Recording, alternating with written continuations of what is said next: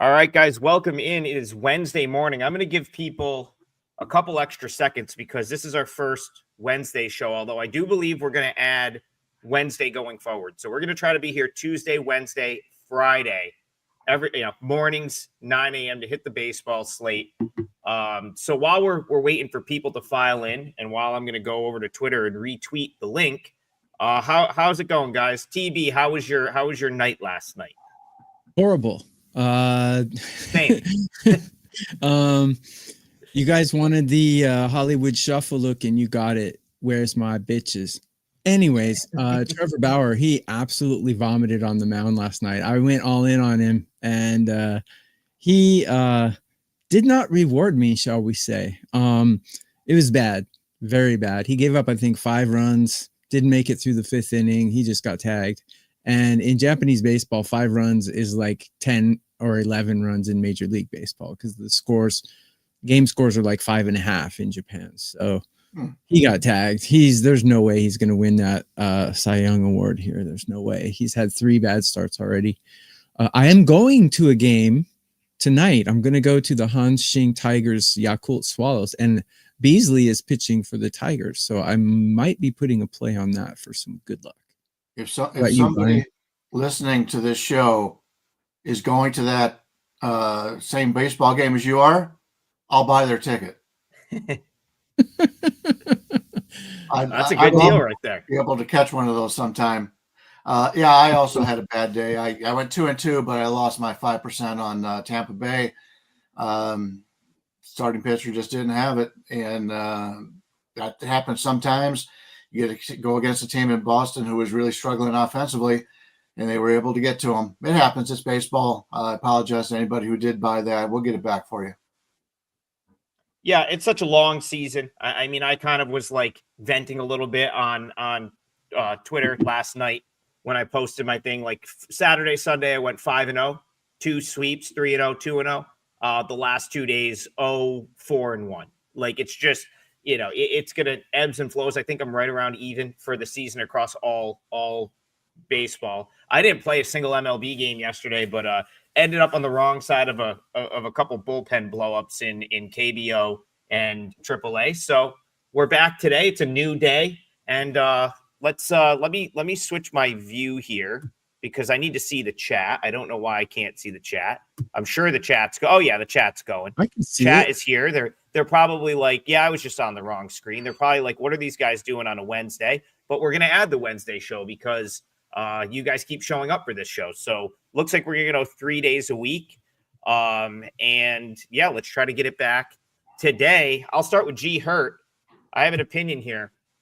Can anyone make sense of Toronto? Well, I think we kind of talked about this a little bit yesterday. I don't really know what to make sense of them, I guess, overall, because like Bryan has said, I think Bryan said at one point he had them rated last in the American League. Wouldn't be surprised if they finished last. The East. The American League East, yes. But they do have, like, they do have some offensive upside. Like, I'll go back to last year. I thought they owned the Astros in that trade for Kikuchi. They got a lot in return for him. And I don't think all of that, has realized. I don't think it's realized its full potential yet. Like Lo Perfito's still down at AAA. I think Will Wagner came over in that deal. Jake Bloss, who I think has like upside as a potential starter in the big leagues. He probably wasn't supposed to be in the big leagues last year. Kind of, he was another guy that the Astros sort of just had to throw in there when they had no pitching. So like there's some excitement for me as far as the Blue Jays from like a long-term standpoint. I wanted to bet the Braves today, but the books were just like, nope, you're not going to do that. Strider minus 150. We were watching the same AAA starts you were. So I guess we'll start with that game. I wanted to bet the Braves, but there's no way I can lay a minus 150 on a guy making his first start in the MLB this year, even if he threw 90 pitches and struck out 13 guys in his last AAA start. TB, any thoughts? Braves, Blue Jays. Braves, Blue Jays. Well, the Braves finally have their bats going. I have them batting number 12 in all of MLB now. Finally, they got it going. Their bullpen is lagging a little. I've got Toronto's bullpen playing a little bit better. But two pretty solid starters. But, we're trying to predict the future. This is our business, is predicting the future. And the worst deterrent to predicting the future is the unknown. And we really don't know what to expect from Strider. Like you said, his last minor league start, he went 90 pitches. He pitched into it, but we don't know what to expect. So I stay away from things that I can't predict.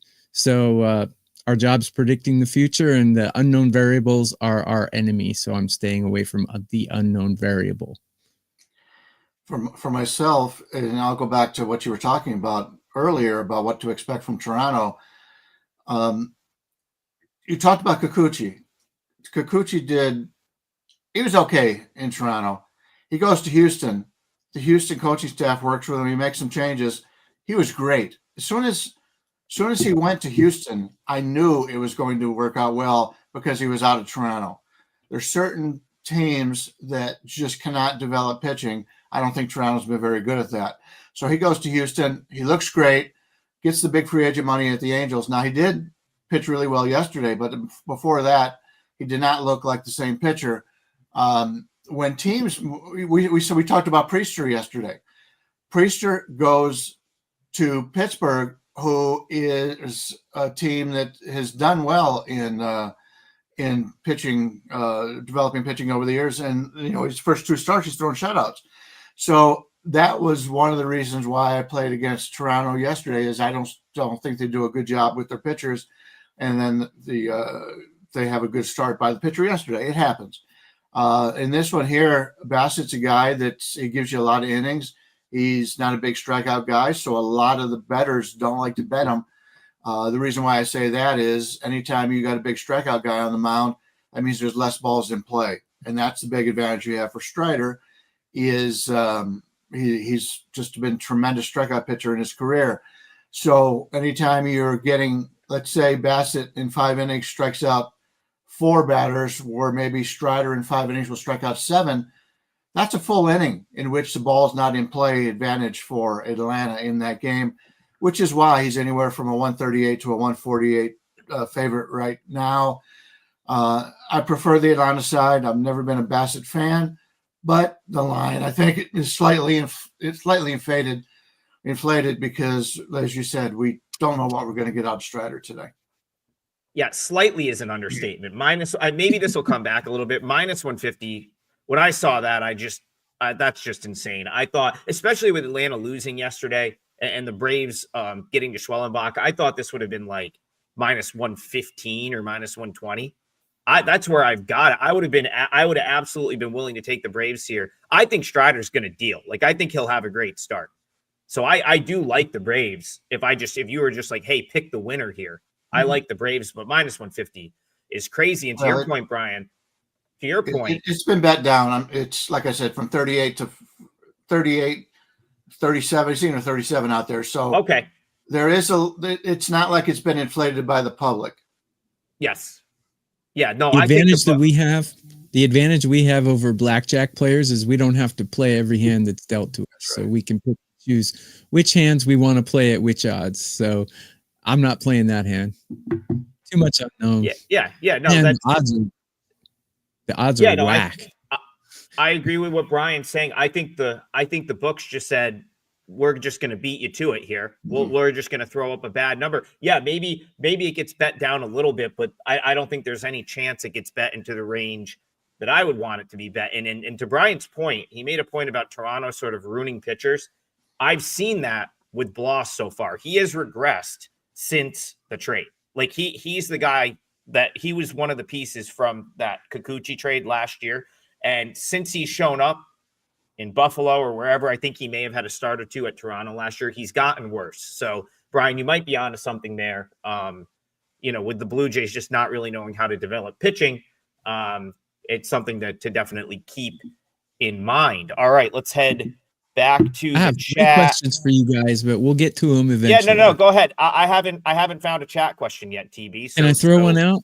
Sure. Yeah, can I throw one out? Because Leg Show magazine there just mentioned the Dodgers, and I have a question for you guys. I want to pick your brain a little bit because I don't know what to expect from Miller. He 2 years ago he pitched like 114 innings, had great stats like a 1.1 WHIP and great ERA. And then last year he pitched 50 innings with a 1.77 WHIP. He just horrible. What do you expect from him? Was last year an aberration, or was the year before the aberration? So I have no idea what to expect from this. I'd love to bet the Dodgers, but not at minus 300 on another unknown quantity is just crazy whack to me. So what's your opinion on this, guys? Brian. Okay. Yeah, I'll start with Brian. Or your cat. Yeah, well, I was going to mute him. Maybe we should go with Trick. No, your cat's part of the team. He's part of the team. I'll start with this one. So Miller is like, he's battled some injury. So again, he's like a Shane Baz to me a little bit, where I don't know how healthy he's ever been for like a long period of time. So it's hard to sort of know.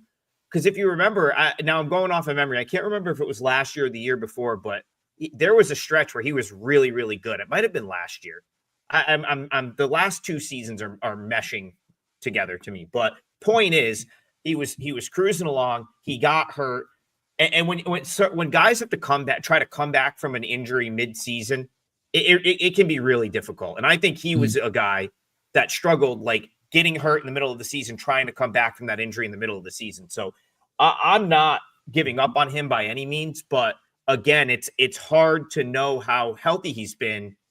Like, I think we're judging him, a large portion of his career, we're judging him on maybe he wasn't 100%. So I still like him, but it's hard. I guess I'll need to see some sustained, like, I'm pitching deep into games, I'm not getting hurt. Like, the command is there to think, okay, he's, sort of his normal self. I'm in agreement. Yeah, injuries have taken a big part of it. And when you're taking a look at teams that develop good pitching, well, that's the Dodgers. And if he's a guy who the Dodgers are wanting to be in that starting rotation with all the talent they have, they want to get him starts, that tells me they believe in him. I think last year was an aberration. I think 2 years ago, he was exactly what the Dodgers wanted out of him. And it would not surprise me that he comes out and has a really nice season. Yeah. And again, as far as this game is concerned, I don't have any way for you to bet this game. It's like $3 favorite. I have no interest in the Rockies on the road. So I have an idea. Well, go ahead. I have an idea on it. I actually made a video for WagerTalk today. By the way, why did our names disappear below our pictures here? It's a great question. Oh, it's because I have Jack Falk's comment up saying, "Oh, I see." When you throw a comment up there. Oh, okay. Yeah. When you throw a comment up there. Okay, cool. So I have a little bit of advice on how to bet there this. You go. No, it's cool. I was just wondering. I'm not a tech guy, so I'm a bitches guy, not a tech guy. So I was big fashion guy though. Yeah, you know it. I'm not so sure about that. if you can name what movie that's from, I would respect you guys big time. Where's my I'm not a movie guy. I won't get it. I wouldn't even. Hollywood Shuffle. Maybe. Hollywood Shuffle, one of the best movies ever made, is a great movie. But anyway, about betting huge favorites. If you really have your heart set on betting a huge favorite, the way to do it is either to score first, because I just checked and the Dodgers to score first is minus 130, which is really good considering it's a team. They're playing against a team that can't score, basically. They've scored 2 and 3, something like that, in the last couple of games against shabby pitching. So another way to do it would be to bet the huge favorite pitcher to win the game, because, 3 levels to win the game, right? You got to win the first 5, you got to hold on to the lead, and your pitcher has to go 5 innings. So those are 2 ways that you can get good odds betting a huge favorite. Just some betting advice. I will say, for the Dodgers, I don't really want any part of the starting pitcher getting the 5 innings and getting the win. First of all, because Miller has not been overly extended so far. Secondly, because the Dodgers bullpen is so good. If you're showing any form, you're near 90 pitchers, you're showing any form of not being as good as you were earlier, they're going to pull you. And we've seen this out of a lot of teams this year. A guy will go 4 1/3, 4 2/3 innings, whereas in the past they would let you try to get to 5. Not anymore. They pull it, and because wins are probably the most meaningless stat in Major League Baseball. So it got to the point anymore where all the organizations know that despite the guys wanting to win, it doesn't matter. It's a team win, and that's the way they play it. So in this case, yeah, there's 2 strikes against the Dodgers getting that situation for me. But it is another option, and you got to look at all your options, whether it be team totals under, Colorado under, or the Dodgers over. There's plenty of ways to skin the cat. Unfortunately, my cat's in the other room, so Don't say that. Yeah. Earmuffs on the cat right there. Earmuffs for the cat on that comment. We're getting some good questions. I want to segue. I got a question. I'm going to go to Bryan first. Because this is a good segue. Another guy that had to battle sort of injury midseason and didn't have the year that maybe he expected to have last year is Gavin Williams from your Guardians. I am kind of optimistic that he has a better year this year because, again, I'll go back to last year, came off of an injury, was really good in his rookie season, comes off an injury, gets stuck down at AAA. They kind of didn't have a rotation spot for him for like a small stretch. And then he comes back up, and it's like one of those scenarios where when your season is kind of starting in June, that could be really tough on some guys. So Gavin Williams has looked better so far this year. He's like a guy I'm sort of like long-term looking to play on.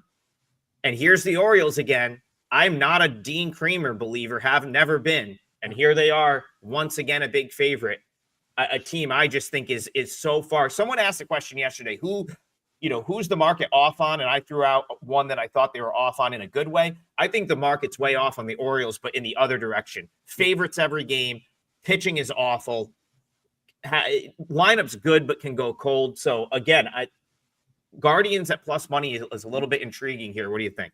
Yeah, I had the Guardians. I went 2 and 3, as I said yesterday. Guardians were one of my winners. Williams is perplexing. I followed him since he was down in the minors and been brought up. He's one of the guys that is been supposedly the future of Cleveland's ball club. Problem is, I don't think he trusts his stuff. You listen to any of the experts, and they say the guy's got great stuff. He's got extension. He's got a lot of stuff going for him, and he just has not developed a put-away pitch. In the minors, he was a major strikeout guy. In the majors, you get to that point where he hasn't been able to put anybody away. Now, I don't know if the hitters are that much better in the majors, which they are, but he has not pitched well. In the spring training, when he was facing a lot of minor leaguers, he would look great. And so coming into the season, I thought he was a legitimate number 2 with Cleveland. I've watched him pitch. I've watched the guys who break down pitching. They have their concerns. They think that if he doesn't turn it around, last time out, did he play the White Sox? But so once again, a AAA team offensively because they haven't been that good, and he had some success. I'm worried about him a little bit. I was high on him coming into the season. I was high on him a couple of years ago. You can only get burnt so many times, and we'll see how he does. Baltimore, as you mentioned, does not have the pitching, but they do still have some bats, and we'll see what happens today. If he can get through 5 innings, giving up less than 3 runs, maybe it's something that we can take a look at, but I don't expect that to happen today. Yeah, I think it could be a confidence thing with him. Brandon, do you have any comments on Guardians Orioles before we move on?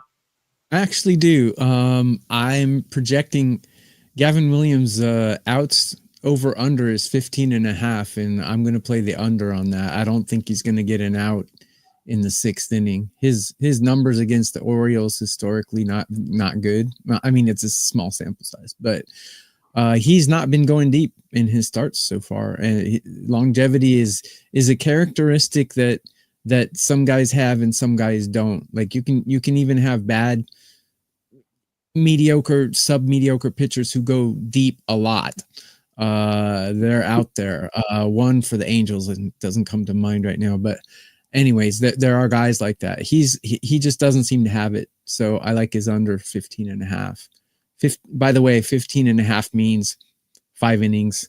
Will he go past 5 innings? I got to say, like, I kind of agree with Bryan in the respect. It might be a confidence thing for him. Like, if you go back to last year, now you talk about wins and losses being like sort of like a luck thing. He had to be as unlucky of a pitcher as there was in baseball in the win-loss column. I think he took 10 decisions. Like, I think he had 10 of his 16 starts at the big league level were losses. And that was on a good Guardians team. So some of that's just like bad luck right there. But his confidence it could very well be shot. Like Bryan said, dominated in the minors, got called up, kind of like shot his way up. Like he got called up early in 2023, had a pretty good season. Last year never got off the mat, and now it could be a confidence thing. So he's someone I have my eye on. I don't know if I'll bet him here, but I certainly think there's value with the Guardians. All right, Jack Falk, gotta address this because I'm not going to tolerate Patrick Corbin slander on the show. I've said it a million times. He's our guy here in Central New York. He's a Clay, New York native. We don't get many like pro ball players out of Central New York, so Patrick Corbin has been my guy for a long time. I can't believe he's still pitching in Major League Baseball. I'll be honest. The fact that he's still getting run out there every 5th day is just a miracle, in my opinion. But I do think the Rangers are playing the long game with their pitching. We talked about it with DeGrom the other day. Like, I think this team. So I'll just say with the Rangers, and I'm pissed at myself for not betting them last night once it was Miley on the mound. I think the Rangers are playing like the ultimate long game here. I think they know how good their team is, and I think that's why they're willing to use guys like Patrick Corbin, use DeGrom for less innings than they maybe would in April. They know that this team is going to mash. They're going to be there in September, and I think that their way to win a championship this year, because I do believe they're one of the teams in the AL that's going to be in the mix, is to make sure they're healthy going into the latter stages of the season. So that's why he's out there. Now, should you bet on him? Probably not, right? Like that's kind of, I guess probably not. So I'll start with you, TB. Patrick Corbin, Angels, Rangers. What are you seeing here? Yeah, I actually wanted to ask you guys about Patrick Corbin, but he's one of those guys. He always has like a 6+ ERA, but then when you fade him and go all in against him, he'll come out with like 6 innings, 1 earned, and just kill your bet, So he's Billy Chappell from For the Love of the Game. There's your movie reference. It's like one of the only ones I've got. Expect. I mean, I know he's not good, but I don't know if he's going to have a good game or not, kind of thing, I do like the Angels here though, because I like Soriano, actually. I think he's underrated. I don't think he gets much credit. He's got decent numbers against his team. I haven't pulled the proverbial trigger, no pun intended, but I haven't pulled it yet. But I'm debating taking the Angels today because Texas hasn't had their bats going, and the Angels really have, actually. And the only thing is the Angels bullpen scares me. I don't like doing first fives though, because it seems like every time I do a first 5, I lose the first 5 and then I win. That team goes and wins the game, which ticks the hell out of me. So, yeah, Angels offense is not sketchy. They're actually number 4 in MLB right now. They're tattooing the ball right now. So, but again, I don't like first 5s because they're going to lose the first 5 and then come back and win it at the end, which ticks me off. So, I don't know. I like the Angels though, because I like Soriano. I'm in agreement. Soriano is the guy I've been looking to play on. He's a ground ball pitcher, and I like ground ball pitchers. I think there's an advantage in that. I talked about, most bettors like the big strikeout guys. Ground balls, sometimes if you're playing on a fast track, they'll get through the infield. But, you take a look at the Cardinals the other day. I believe they had 5 double plays in that game. So the ground ball pitchers are very, very impressive. And he is, since spring training, he is striking out more than he had in the past. So he's developing into a really good pitcher here for the Angels. Not a lot of people will know about him because he's not a household name, and the Angels pitching staff over the years has not been that great. But the only drawback for the Angels is you take a look at the handed position of the starters that they have faced. I'm looking at the Fangraphs, the roster resource page. Great way to keep track of how many pitches the relievers have thrown and things like that. They have not the Angels have not faced a left-hander going back all the way at least until last Wednesday. So it's been a week since they have faced a lefty starting the game. It's all been right-handed starters. That does have an effect. If you don't see a lot of lefties starting the game, I think that's an advantage to the host in this one. He may come up with a pretty decent game here against the Angels, but from a starting pitcher standpoint, there's no doubt that the Angels have that advantage. But you're right. The back of the Angels bullpen is not that great, and their eighth inning guy is on the IL. So it would be Angels for me, but I don't want to play against a team that many people think will be the World Series participant in the American League as a home underdog to the Angels. Yeah, I mean, I've already filed Angels under team. I was wrong about coming out of to start the season. I think I'm on record somewhere. Hopefully, there's no video of that because I'm gonna backtrack on this. I said coming into the season, I said the Angels might be worse than the White Sox. I believe I actually said that because, of course, they opened the season with each other. Very wrong with that statement. There's some potential here now. The bullpen is super concerning, especially with Joyce hurt. And that's, I guess I have my concerns that they'll stay above 500. I'm not sure that they maintain an above 500 record, but they're certainly a more exciting team than I thought they were going to be. And I'm with you guys in the respect that like Soriano's pretty nasty. Like he's the guy that I think I would want to back in this rotation. Salt Lake's got like 5 really good players right now, all of which I think could potentially make an impact for this team as the season goes on. They were another team that did extremely well around the trade deadline last year, bringing guys like Matthew Lugo from the Red Sox organization. He's off to a slow start in AAA. They brought over Cavadas, who is someone that I could see at the big league level pretty soon. So the Angels, I'm kind of like, I think I was wrong about them. I think they could actually be a scrappy team. I don't know if I want to I don't know if I want to lay juice against the Rangers on the road, but my numbers certainly like the Angels here. My numbers are suggesting the Angels minus 120 or whatever it may be is the right side. So, but I can't do it. Yeah, I don't think I can do it either. I want to. It comes down to. I'm going to go to Jack's other comment here. We'll comment on this real quick. It comes down to kind of what I thought about that Cubs-Padres game last night, where it's just it's tough to play. Like if you've got these really good teams at home catching like plus money, it's really tough to play against those types of teams, right? And the Padres, of course, last night, I don't know how Randy Vasquez is still getting out. It's baffling to me. The guy makes it through 5 innings, doesn't give up a run. As you see Jack's comment, can't believe how many runners the Cubs left on base last night. Yeah, Vasquez is out there like doing sorcery. Like it's just like effectively wild. He's gonna get blown up at some point, and my gut tells me Priester's probably gonna get blown up at some point. There's the guy who refuses to hear Patrick Corbin slander.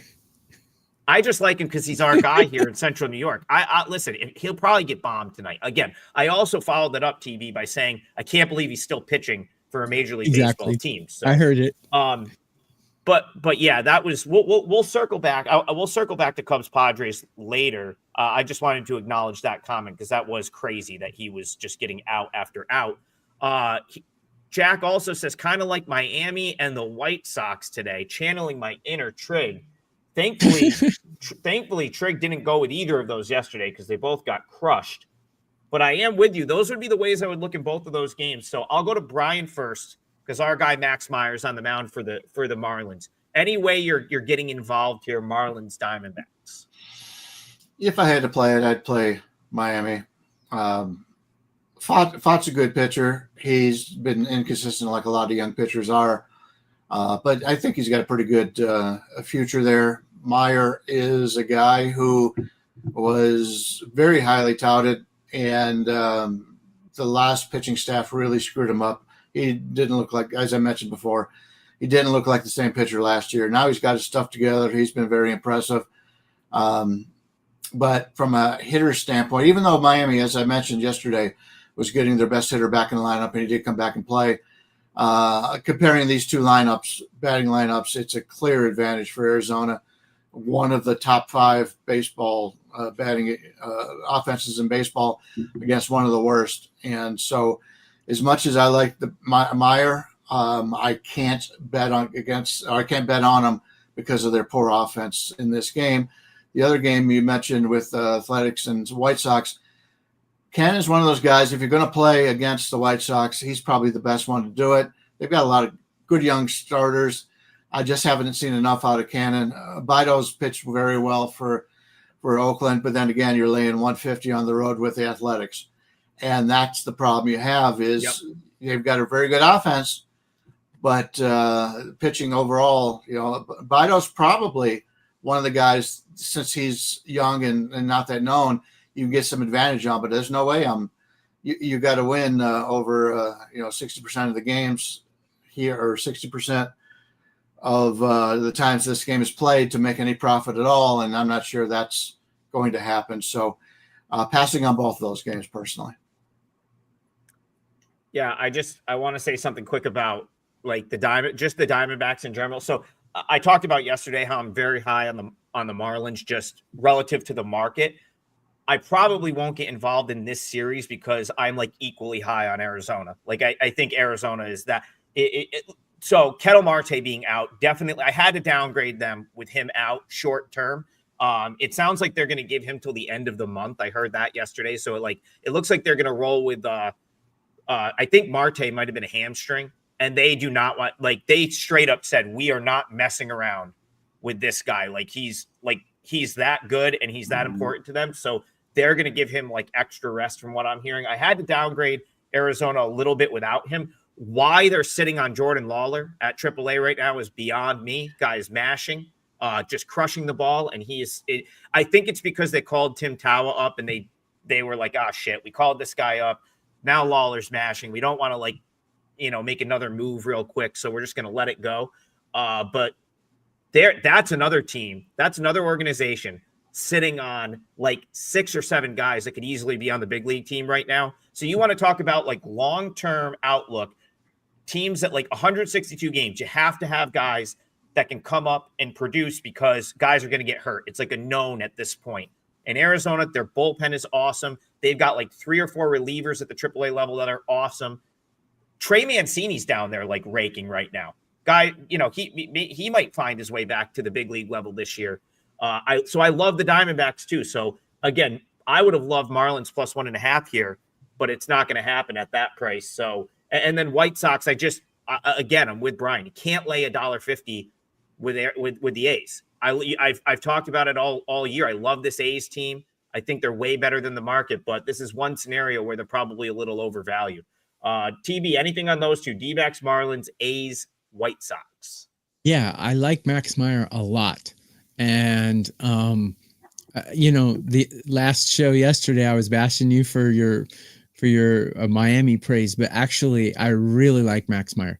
The problem is I don't like the team he plays for. So this is the beauty of baseball. It's baseball is always a one-on-one game. You got one guy throwing to one guy.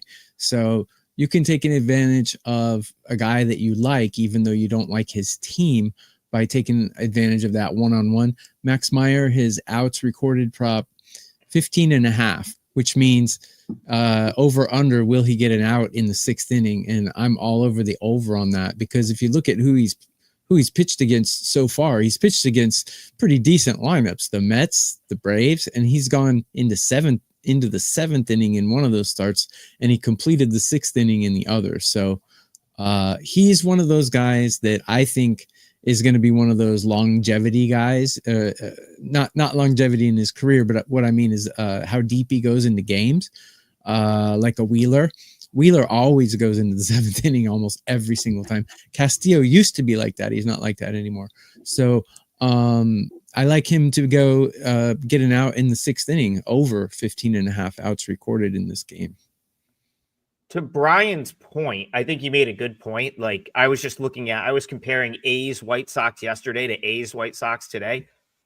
Yesterday, A's minus 160, Springs against Burke. Bido minus 150 against Cannon is better value than yesterday's game. Like, so Brian's right. Like, or Bido, Bido minus 150. The like Bido. you're actually getting better value on the A's today, all things considered, than you were yesterday, in my opinion. So again, like, I don't think that the books didn't really give it to you here. Like, you think they would hand you White Sox on a platter after they get crushed 12-3. They really didn't. I would probably need the 1.5 at like minus 110 or better to consider the White Sox. And again, Cannon probably okay long term, but he hasn't been great to start the year. So that's a tough one. Jack Strider has 75 pitch max. I would disagree. He threw 90 in his AAA start last week. I think he's going 90 to 100 unless he gets into trouble here.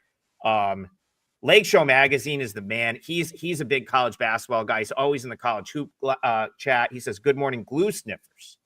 I don't know about glue sniffing, but I think TB's got a bottle of Fireball close by. So I do not today because I actually need to get sleep. I woke up with a hangover yesterday. So Friday night's show, though, I'll have something special. Probably break out a little plum liquor, Japanese umesh, maybe. I'll show you guys whatever I'm doing. Your outfit. David appreciates the outfit. David appreciates your outfit. He says you're dripping right here. That is where's my bitches?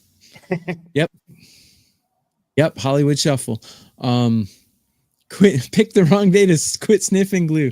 Great quote from Airplane. Love it. Yeah. Love it. All right, G Hurt. Let's circle back to that Cubs Padres game. Yeah, that was kind of crazy. The Vasquez getting through the first 5 innings like unscathed when he's just like kind of. I will say this though, he has figured out how to be effectively wild. It's like he'll get himself into a bad count. He'll walk guys. But then it's like, then it seemed like every guy he went after he walked someone was like a 350-foot fly ball that like just missed getting crushed. He's going to get destroyed at some point, like very soon. I can almost tell you right now, I don't know who it is. I haven't looked yet. I'll probably fade him in his next start, like no matter what, like whoever he's playing, like this can't continue. But as far as Cubs Padres is concerned, we got Boyd versus Pivetta today. Still can't figure out how good the Cubs actually are. I think the Cubs are actually very good. I think this is a really good baseball team. I felt like I was watching a playoff game last night. Did either of you catch that game? That had like a play. I just feel like San Diego, their home field, always has a playoff vibe to me. That felt like a playoff baseball game. But they are playing, I think, a day game today. TB, you want to start this one off? Cubs Padres, any thoughts? Yeah. Actually, another, like, getting back to the unknown thing, I don't know what to expect from Pivetta, so I'm staying off this game. Pivetta is a guy that he's got great numbers this year, but I think he's pitching way over. I don't think he's as good as his numbers show. Boyd's another guy. Even when he was back with the Tigers, he'd have great games, and then I'd tail him and then get burned. So both of these guys are guys I just can't really back with a lot of confidence. So I'm going to stay off this game. But these are two of the best lineups in MLB. These teams, both of these teams can crush the ball. And when Merrill comes back to the Padres, man, are they loaded in that lineup. I thought the Dodgers had the best lineup in MLB, but looking at the Dodgers 7, 8, 9, Kike and Max Muncy, those guys can't even hit 150. So Padres probably have a better lineup than the Dodgers. So if you like long balls, these are two really good teams. I don't think the Cubs are fake at all. I think they're for real. They're going to win that division. But as for today's game, I'm off. I don't know what to expect from these starters. Brian, do you know what to expect from Pivetta or Boyd? I seem to disagree with you on your opinions on some of these starters a lot. I love both these starters. Boyd came over to Cleveland last year. Nothing was expected from him. He was great here in Cleveland, or I live in Vegas now, but in Cleveland. And he's been nothing but good when he's been in Chicago. Pivetta is a fly ball pitcher. I've mentioned that many times. He's finally in a position where he's in a park that is not a fly ball park. So it works out very well. So I like both the pitchers in this one. And yes, the Cubs are for real. The teams that they have played, I think they played one weak team so far, but other than that, they've played the Dodgers 2 series. They played San Diego. Tough competition. The Cubs are for real. There's no doubt and the about Padres, it. You play 2 series against the Dodgers and 1 against the Padres, and you still have a winning record. I mean, geez. Yeah. And so both. I like both these. Wait till they play the Brewers and the Reds every night. Well, every team has their highs and lows. We'll see how that goes. But I can't play the total under because it's a 7.5. If it was 8, I think I'd be on that. And if I had to play it at all, I'd probably play San Diego because you're getting that team at home laying in the 120, sometimes less than 120 range here, which means that they think Chicago with Boyd is better on an absolute neutral with San Diego and Pivetta. I would disagree a little bit. I think San Diego is still slightly the better team, but this is going to be a really nice game to watch. First 5 innings under may be a way to take a look at it.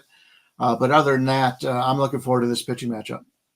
Let me just jump in real quick, Adam. Yeah, go ahead. Like, Brian, I didn't say I don't like those guys. I just said that when I back them, I get burned, and then when I lay off them, they pitch gems. So I don't know what you to just tell us right now what side you're going to be on and save everybody the trouble. Yeah, let us know if you're playing them or not. I don't think they're bad pitchers. I just don't know what to expect. That's all. I agree with you on the Padres lineup. Like, and that's the thing that kind of makes the Padres intriguing to me. I think the books are discounting the Padres a little bit for not having Cronenworth and Merrill out there right now. And I just don't think, like, as good as those two are, I don't think there's that big of a drop off with what the Padres are putting on the field right now. They have TV, our guy, Jonathan Perlaza, former Hanwha Eagle, is raking at AAA right now. Can't even get up to the big league team because that's how deep they are. That's how good they are. Terso or Ornelas, I thought would have started the year on the Padres, and he can't crack the lineup. Like that. That's how much offensive firepower is in this organization. So I think, like, at its surface, books will say, okay, no Cronenworth, no Merrill. Got to knock them down 20 cents because of that.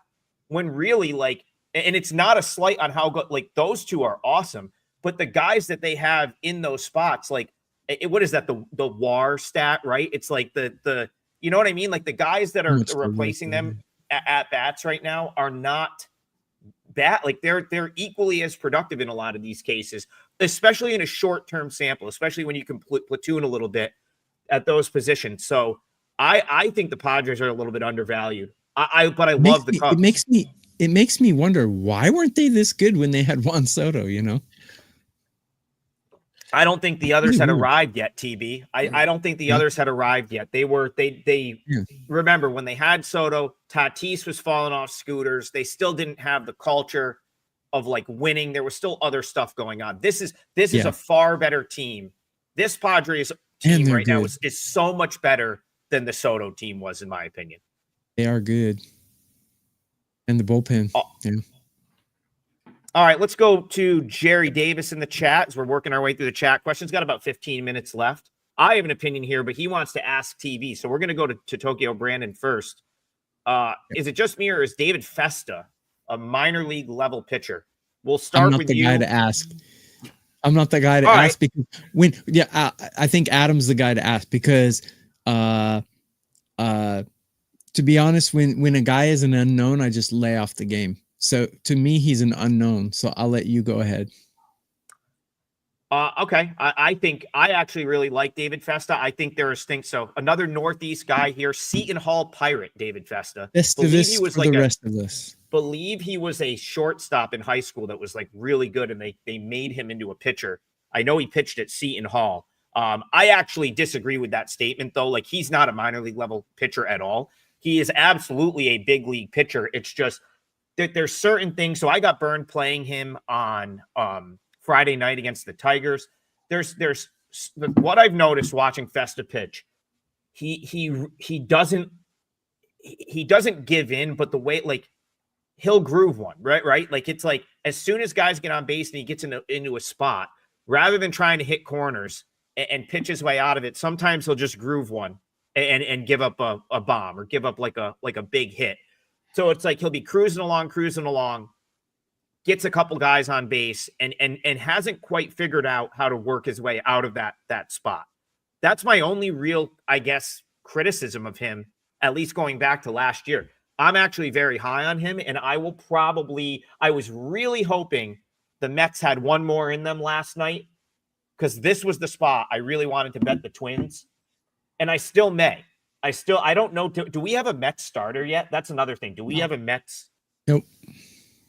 So I don't think the Mets haven't announced a starter. It could be, they may call someone up for this. And I'll tell you right now, Syracuse Mets, awful baseball team. That's our local team here. Bad team. No one. Really nothing of note down on the farm at the AAA level for the Mets right now. So I'd be interested. Yeah, right. No, I'll be interested to see what the Mets do today. Twins makes a lot of sense. The only thing that upsets me with the Twins is they used Jackson Duran in high leverage spots last night. But I think this was a crazy stat. I was watching that game. I think that was the first save opportunity for the Twins all season. I think that was the first save opportunity for the Twins this entire year. Last night, those two guys will probably pitch today if called upon. So I Twins is on my short list today. What do you think, Bryan? Yeah, a lot to say about this game. First of all, I read where the Mets were going to bring somebody up, but they didn't know if he was going to start or if he was just a bullpen arm. So that's why it's currently undecided. Festa, I like Festa. I thought Festa and Zebby Matthews should have been on the opening day roster. They're two of their best 5 pitchers. You got to realize the organization here in Minnesota, from a pitching standpoint, Minnesota has come out and said, we don't want anybody to walk. They understand the odds of, you could be the greatest hitter in the world, and 1 out of 3 times you're going to get up, you're going to get a hit. So that means 2 out of 3 times, 67%, the best hitters in baseball are going to get an out. So they don't want to give up free bases. You go through every starter they have in their rotation. They're all are averaging basically 2 walks a game, which is outstanding. The problem is Festa is more of a power guy that doesn't have the control. And sometimes when you are trying to throw the ball in the strike zone, you get hit and he'll give up a home run. Zebby Matthews, the other gentleman will be up at any time, has great control. He's always had great control. He's the perfect pitcher for Minnesota. When he comes up again, he didn't do as well last year, but it's a learning curve.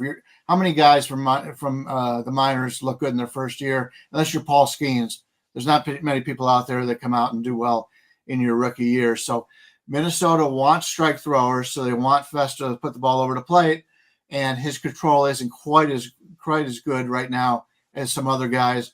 But from a future standpoint, he's a guy that people are just loving. They're looking to bet on him. If you're playing fantasy sports, you're looking at investing into him. So I like Minnesota here with Festa, but until we know who the Mets starter is, it's hard to compare it.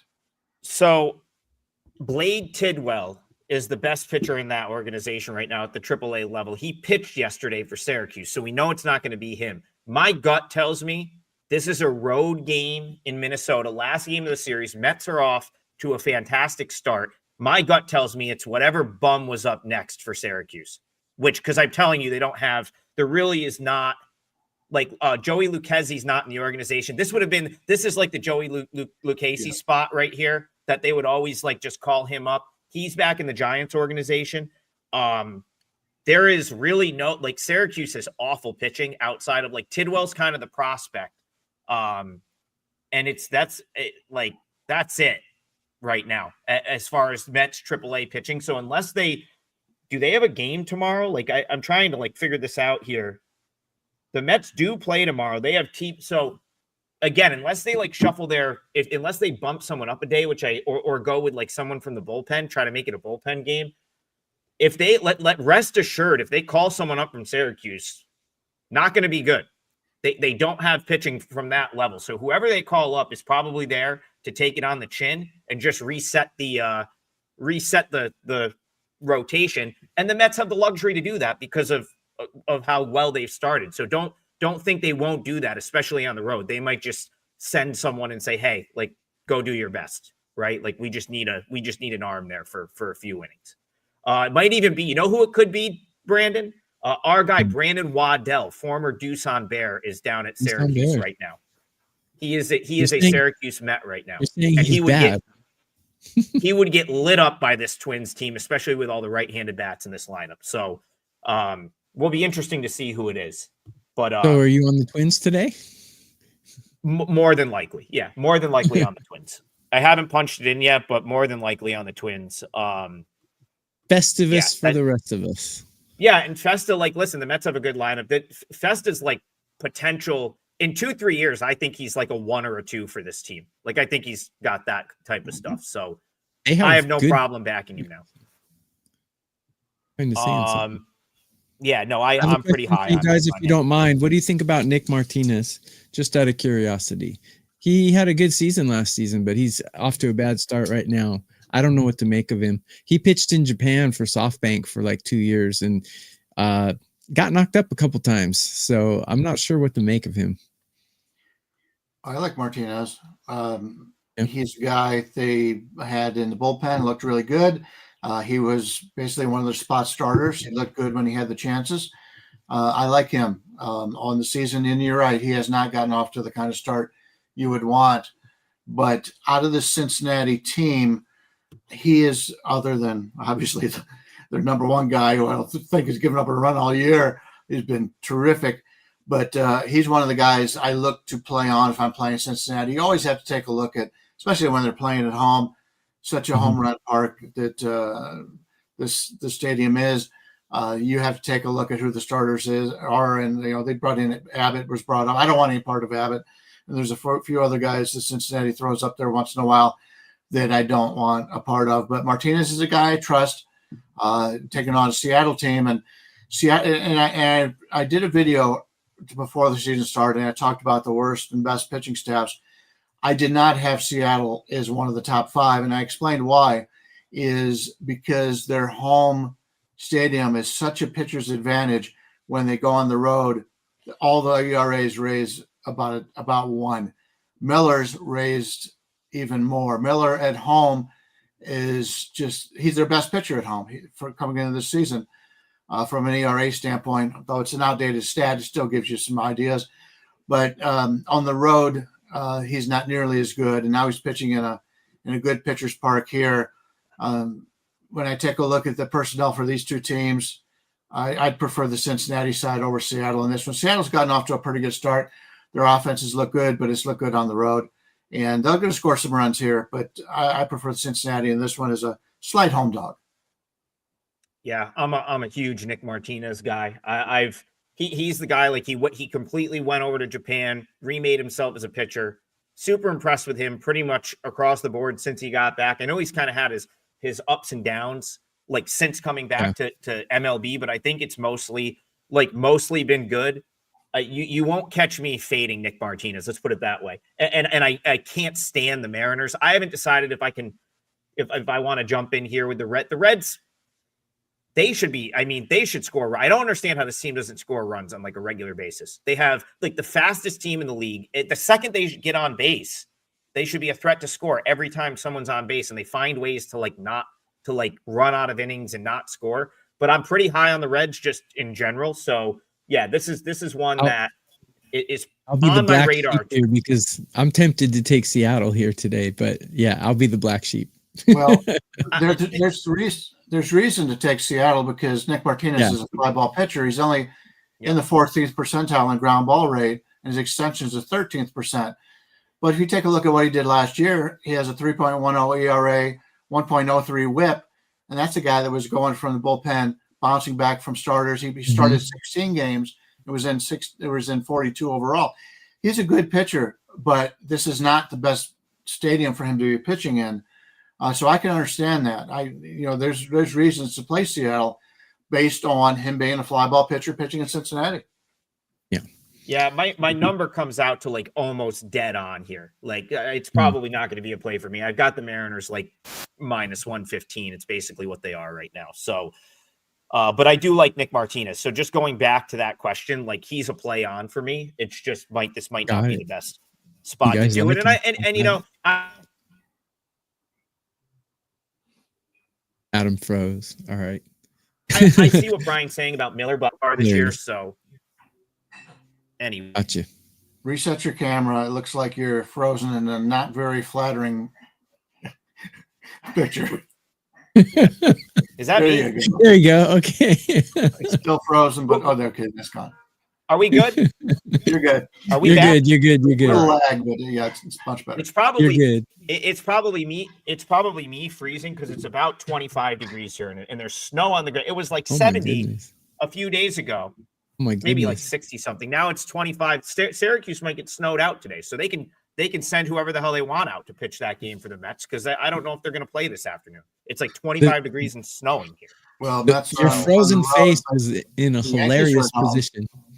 Say that again, Bryan. The Mets are on the road, but the Yankees are at home. Yeah, I don't know if that city's about 4 hours away. They don't get quite the treacherous weather that Central New York gets. I don't. There he goes. He gets frozen today, but it's probably he's got about. Am I still frozen? Or are we good? You're good now. Are we good? Yep. All right. We are getting up close. We'll probably. He froze again. That East Coast internet, Brian. That's why guys from Arizona and Las got Vegas. 3 minutes left. I'm trying to refresh. I argued with Spectrum for like an hour yesterday to make sure I have the absolute best connectivity. So I don't know why that's happening, but listen, we're almost done. We got to survive 3 more minutes. So let's deal with it. We haven't talked Royals Yankees yet. Start with Bryan. Royals Yankees thoughts. I like both the pitchers. Bubic was the guy I searched out this year in fantasy baseball. He's been terrific. We were just talking about Martinez. He was a guy that was gone from the bullpen to starters over the years, but it worked out very, very well for him. He's looked terrific in all of his starts this year. Schmidt has been a guy that's been pushed back a little bit because of injuries, but I like him. I think he's a pretty good pitcher, and the Yankees obviously at home give him a lot of run support. I think these two teams are closer in talent than what the lines have shown, but then the Yankees have looked good in this series so far. I should probably find a way to play Bubic or play the Yankees team total under, something to that effect. It opened 8.5 to the over, and now I'm seeing eight across the board, even money. So the early money has been on the under in this game. And I could see that either playing the game under or playing the Yankees team total under. I like the Royals. Dave Clark, you cracked me up. I like the Royals in general. And the Yankees are. I talked about this like a couple shows ago. There's very few scenarios where the Yankees are going to be like any sort of value this year. Mm-hmm. So I'm always looking to play against them. And I think the Royals are the best team in the AL Central. I think they're going to win the AL Central. And Cole Reagans is going to make a bid to win that Cy Young Award. That's where I'm at on the Royals so far this year. TB, anything Royals Yanks for you? Yeah, my numbers are screaming at me to take Bubic over 16.5 outs recorded and over 5.5 strikeouts, but I just can't do it because I try to remove the logos and the uniforms and just look at it as 2 blank sheets, but still, these Yankees they're just hitting, and I just don't want to do it. But my numbers are screaming at me. It's like the most glaring thing of all my numbers is over 6.5 outs recorded. I just can't do it. I gotta comment on something real quick, and then we can get one more in at the gun here, because so that one of the ways you can find like very just like easy value betting AAA baseball is like oftentimes like the books will just look at the projected starters and make a line and then leave it up. Exactly. 11 a.m. Toledo is playing Indianapolis, and their listed pitcher is Kiter Montero. But as we know, he's going to pitch for the Tigers today. He can't be in both places at once. So that game goes in an hour. I'll be very interested to see if they price that game as if Montero is on the mound. Because if he's not, it's probably going to be some bum. So it's probably just going to be some, like, you know, because they've got their rotation set. It's middle of the week. So it's probably just going to be whoever. And Nick York, a guy that probably should be on the Pirates right now, but he was banged up a little bit, is now back for Indianapolis. So I may find my way into an 11 a.m. bet on Indy. I got to see lineups first. But I guess we'll finish there. Kiter Montero not starting for Toledo today. He's going to be up with the big league club, the Tigers, up against Quintana. Montero looked good in his AAA debut. I caught some of that. But I'm still like, who one of the guys in the chat yesterday was like, both these teams are mid. Like, I think that's really a very fitting comment. I kind of don't like either of these teams. I don't like the Tigers. Of course, yesterday it couldn't hit Priester. No surprise. Lineup sucks. And I had him. One hit the whole game. Yeah, great job, guys. I think they were on the terrible. sauce, not me. Bryan, you kind of like, you talked about Quintana yesterday a little bit. Are you interested in him at all today against the Tigers? Well, the betting public this is open to 120 favor. They're up to 140, 142 in certain places. Now, keep in mind, Montero was expected to be in the rotation when spring training started, and then they've got Mize really came on, and it cost him the rotation spot. But he's not a bad pitcher. He's very inconsistent, obviously, but he's pitched pretty well. Quintana comes in, doesn't have a spring training. Comes in his first game late because he signed late and looked really good. As much as I like Quintana, I think this line's a little bit inflated here because you take a look at this Detroit team against Milwaukee. Yeah, they're pretty even. And you're getting Detroit here, and you can get 130 out there with Detroit right now. So I do like Quintana, but I think the line has gotten to the point where I'm showing a little bit of value on Detroit. I agree with that. Montero's a guy that like really I like him I like his story. He was a guy they kind of signed out of like just kind of international signing, was like a nobody and just worked his way every level of their organization from like rookie ball. He's been grinding it out in that organization for like 7-8 years. So, and he really last year he like figured it out. End of 2023 into 2024. Like the light switch went on, like he figured it out for them. And he's really become like a good pitch. Like he's took a huge step from late 2023 into 2024 to 2025. So I'm kind of with you, Bryan. Like I do like him. I just don't like, kind of like my handicap's going to be every day for the Tigers. I like their pitcher. I don't really like their team. So it's tough to bet on them, but I definitely agree with you. There's definitely some value here, plus 125 with the Tigers. I will say Quintana's a lefty, which means the best hitter in the Detroit lineup will not be starting. Carpenter? Yep. Yeah, that's that's definitely a concern. But again, maybe you just play the Tigers for what they lack offensively. They do have some scrappy guys like that that's the difference between the Tigers and the Mariners, in my opinion. Like the Tigers have these scrappy guys that they're not great hitters, but they'll find a way on base, and then they do like the little things well once they get on base. Yeah. Whereas like the Mariners just will get a base runner and then not score. Like they just ground out, pop up with a runner on third. So yeah, I guess it's Tigers or pass for me. All right, 10:05. We're gonna call it right here. We appreciate you guys. We're very close to 1,000 live viewers, which is awesome. Nice. I expect you guys to tell a friend so we can get there on Friday morning when we're back, 9 a.m. I'll probably have a play up today at some point. Do either of you guys have anything to promote for today yet? I have a play up at my page at WagerTalk, and I will definitely be playing a Japanese baseball game that I'm going to be going to. And my Japanese That's and awesome. KBO, we're allowed to do those half price, as you know. So, yeah, stay tuned.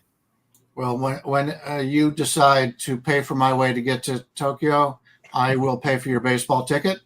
I'll even pay for the whole series if you like. But That's an even trade. Thanks to Chris Dugan, by the way. We appreciate the support. There were some nice comments yesterday. Excuse me. We're just starting out. We're getting some kinks out of it, but I think we got a nice product here, and we appreciate everybody stopping in. From my own self, I haven't put anything up yet. Been working on this. It's 7 a.m. Pacific time out here in Vegas, so I'll have something up in the next couple hours, and good luck to everybody. The sauce will be back on Friday night. I have not. I will be drinking during the show. Oh, you're gonna. Well, I mean, listen, a Friday night show for you. If you're showing up on Friday night, you deserve to have a cocktail or two on air. Yeah, thanks, Chris, and also I will be sharing it with all of you. I requested a nice custom banner like our guys Ski Profit and Ron Kabang have. So we got the banners and the graphics are coming.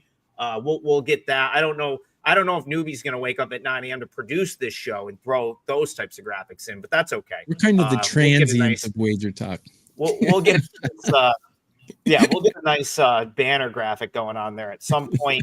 I have not put anything up. Listen, I have not put anything up for sale yet, but if you see a play for sale on the site, especially if it says like 1 hour till start and it's Old. 1 o'clock, around 1 o'clock, there's a good chance it's the Twins. I'll just leave it at that. I do want to see who's pitching for the Mets and what they do there, but I can just about guarantee I'll be on the Twins today because I think the Mets are gonna have some bum hit I-90 and get out there to get lit up this afternoon in Minnesota. I don't think they're going to mess with their pitching rotation. It's probably going to be a AAA guy that gets smoked. So, and then we'll find something else today. But yeah, thank you guys for tuning in. We'll be back on Friday morning, 9 a.m. And we're going to go 3 times a week. So hopefully you keep joining us. We'll see you soon.